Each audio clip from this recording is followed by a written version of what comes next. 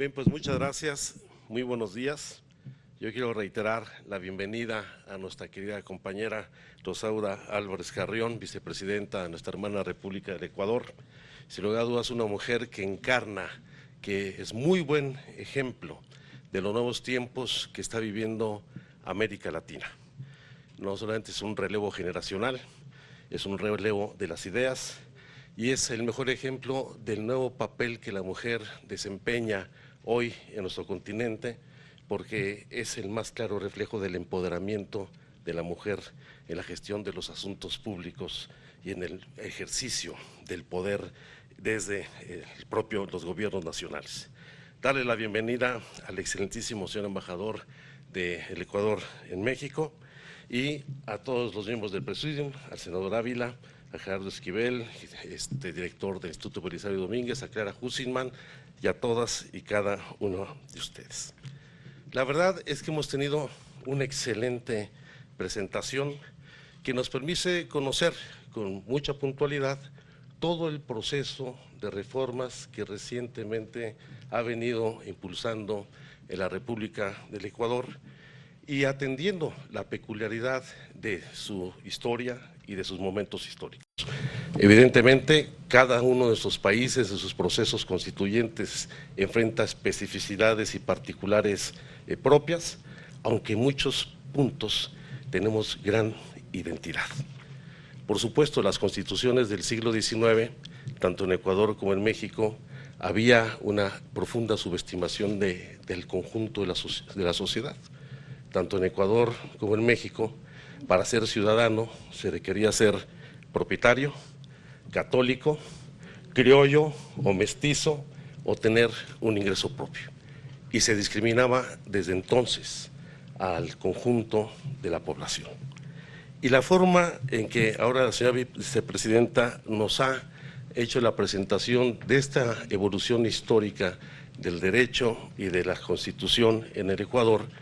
pues nos damos cuenta de cómo la construcción del marco normativo y constitucional siempre ha sido resultado de una tensión y contradicción permanente. Lo que es la movilización y la defensa de las causas sociales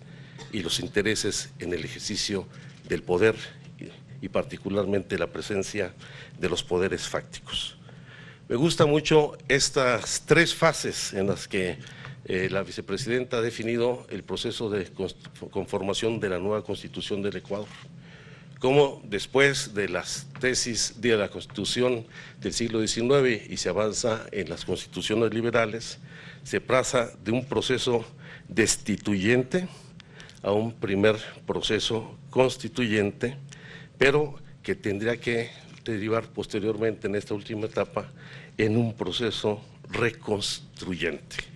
De la destitución a la Constitución liberal, a reconstruir desde el ámbito de la legislación y las normas que conforman el pacto social que integra un país, pues el reconocimiento de los derechos del conjunto de la sociedad.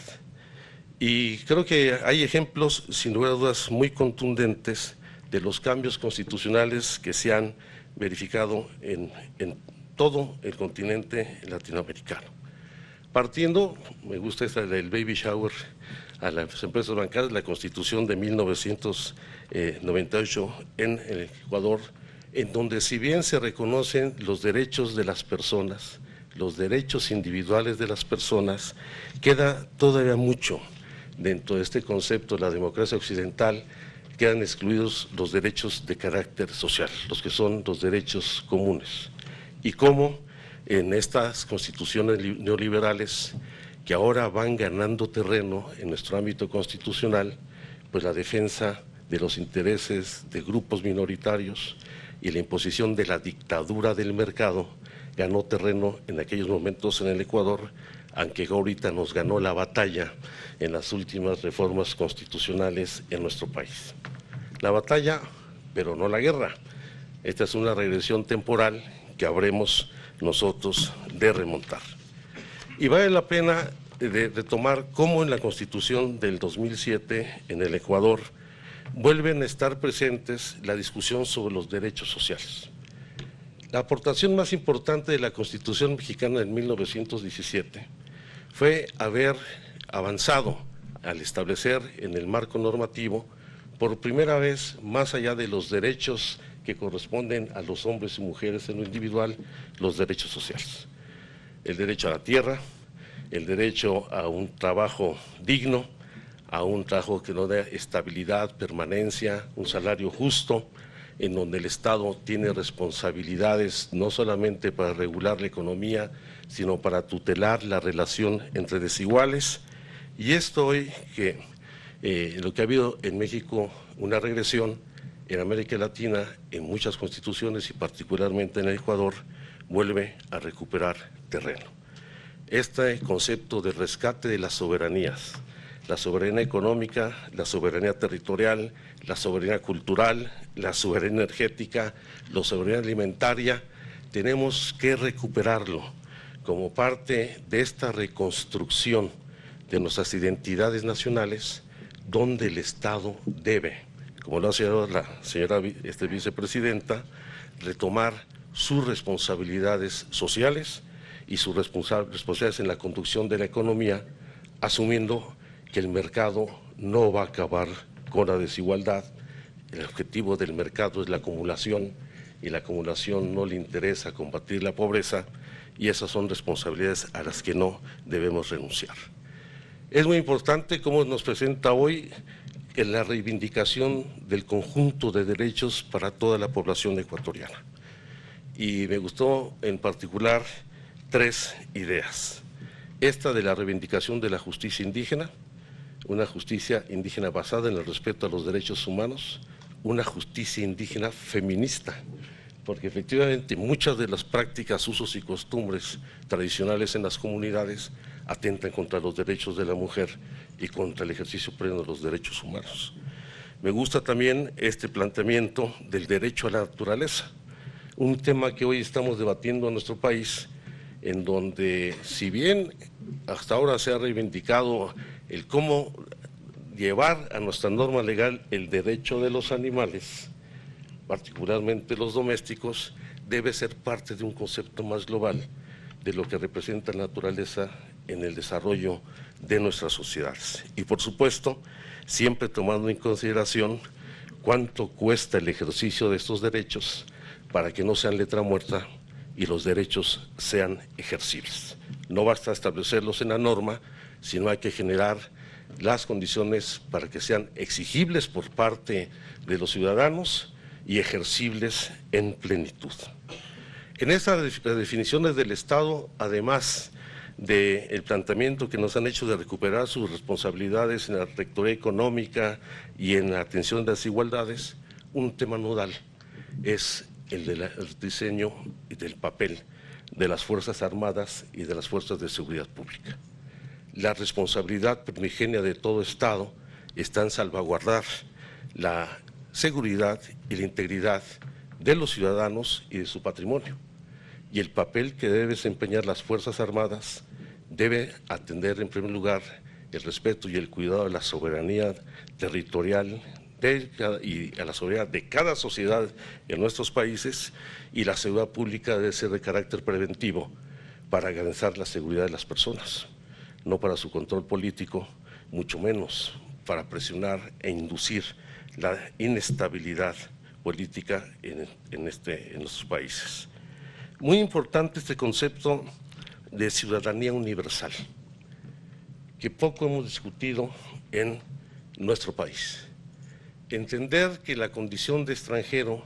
en una región como la nuestra, la latinoamericana, donde cada día se diluyen más nuestras fronteras, no puede ceñirse al concepto tradicional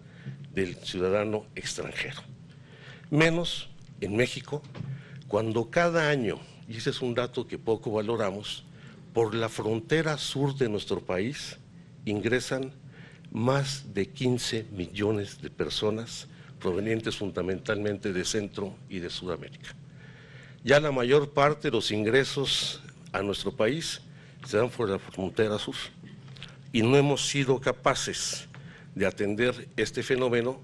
sino por el contrario, se está en nuestro país replicando las mismas prácticas que los Estados Unidos realiza con nuestros connacionales que migran a ese país. ese concepto de ciudadanía extranjera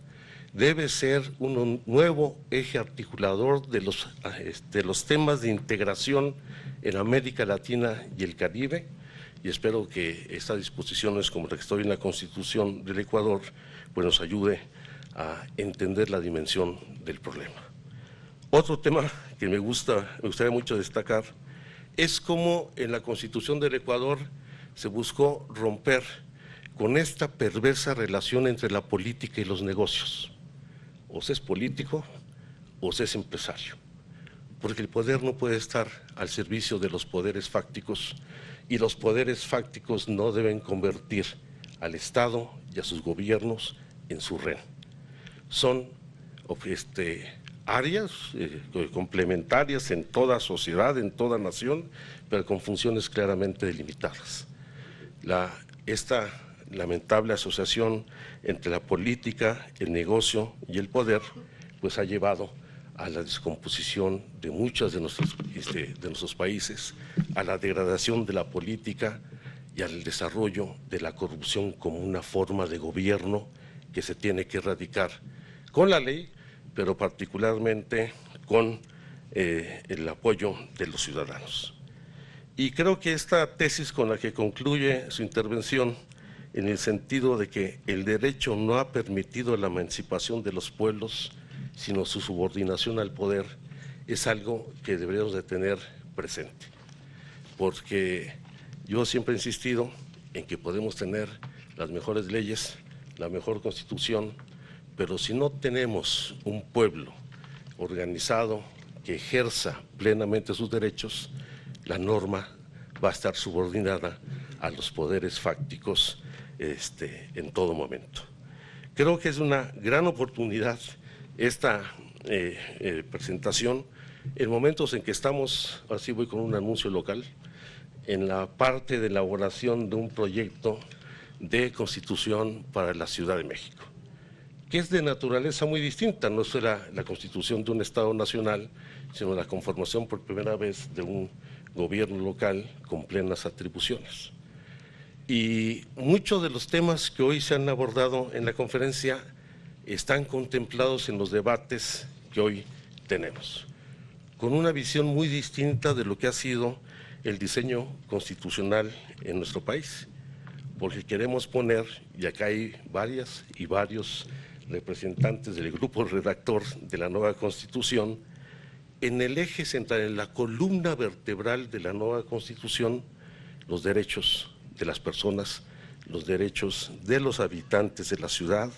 porque la ciudad le pertenece a sus habitantes y no a un poder fáctico y no a un partido político.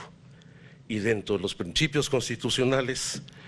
el eje rector que debe conducir la nueva Constitución, más allá de la identidad libre y autónoma, es el principio de la soberanía popular, donde la soberanía popular reside en el pueblo, que en todo momento, y así lo dice nuestra Constitución, tiene la facultad de cambiar su forma de gobierno. No se trata en esta Constitución de un asunto administrativo o burocrático, sino de reivindicar el derecho a la soberanía de los habitantes de la ciudad a decidir sobre sus formas de gobierno y sobre su futuro, en lo que habrá que reconocer la composición pluricultural de esta ciudad, la más plural no solamente en lo político, sino también en lo étnico. Esta es la ciudad que más población indígena tiene en el país, aunque ustedes no lo crean, preservando siempre de manera responsable pues los bienes comunes que corresponden a todos sus habitantes y dotando, ese es de los grandes temas de discusión, de una función social de la tierra y de la propiedad en beneficio del desarrollo de la sociedad. Creo que dentro de estos principios de interpretación y aplicación de derechos, esta Carta de Derechos, donde el eje rector será en los derechos de la ciudad, principios como libertades y derechos, una ciudad educadora, creativa, solidaria, del conocimiento, incluyente, habitable, se corresponde con esta nueva visión que en Ecuador han llamado como parte de una constitución pluricultural que reconoce el derecho de todos los ciudadanos. No voy a echarme todo el rollo de la Constitución, solamente terminaría con algo que para nosotros es muy importante. Sí tenemos, a diferencia de lo que sucedió en el Ecuador, en la Constitución del 2007, en donde hubo un amplio apoyo social, aquí hay un déficit de legitimidad en el constituyente. No solo porque 40 de sus 100 integrantes son designados, lo cual implica que no llegarán con el respaldo y el aval de los habitantes de la Ciudad de México, sino porque también se han ido presentando nuevos factores. Una elección de los 60 constituyentes electos, donde solo participó el 28% de la lista nominal de electores, donde se registró el 8% de votos nulos de los que participaron, y donde los candidatos independientes, a pesar de que tuvieron el 8% de la votación, solo tendrán un solo representante, y al cancelarse los votos de los candidatos independientes, de manera indebida se engrosó la bolsa de reparto a los partidos políticos, con los cuales tendremos dos fenómenos de sobrerepresentación: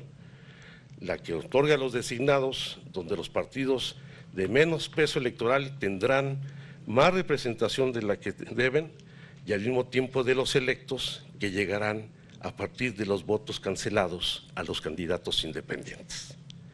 Y habrá que darle legitimidad a esa Constitución,